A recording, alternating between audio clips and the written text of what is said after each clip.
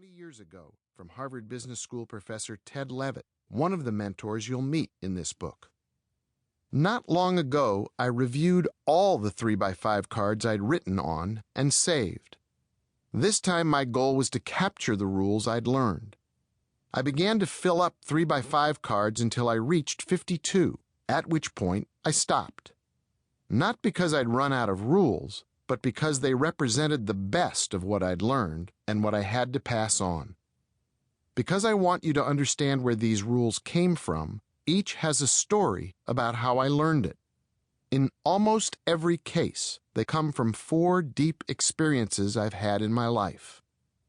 In the early 1970s, after graduating from Amherst College, I went to Portland, Oregon, where I worked for Mayor Neil Goldschmidt and with the committed, forward-thinking team he put together in City Hall, as well as the community of activists across the city who transformed Portland into the urban showcase it is today.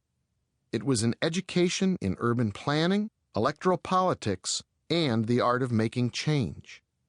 In the 1980s, I worked for Ted Levitt and with the creative dynamic group he assembled at the Harvard Business Review, HBR, to reinvent that prestigious journal and to change the business conversation at the highest level. I was the beneficiary of a free education in business and management and in the art of combining best thinking with best practice. In the 1990s, I partnered with Bill Taylor and a hard-charging, fast-thinking, and marvelously adventuresome team to launch and edit Fast Company magazine, the fastest-growing business magazine in U.S. history. It was an education in entrepreneurship and in leadership. It was the hardest and most rewarding thing I'd ever done. In the 2000s, since leaving Fast Company, I've explored new ideas, new directions, and new experiences, serving as an advisor to the Chaos Pilots, a Scandinavian school for social entrepreneurs, and as chairman of the Waldsell Gathering, an Austrian conference that takes place at the historic Abbey of Melk.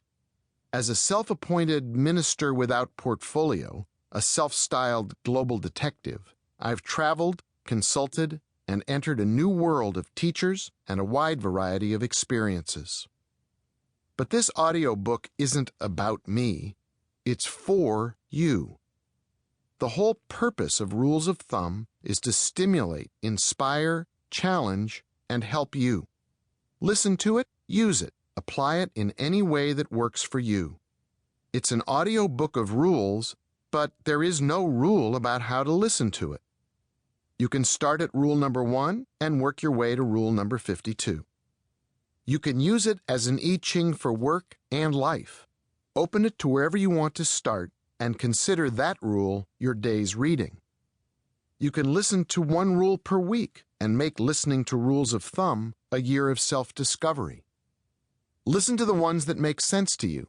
Skip the ones that don't, for now at least.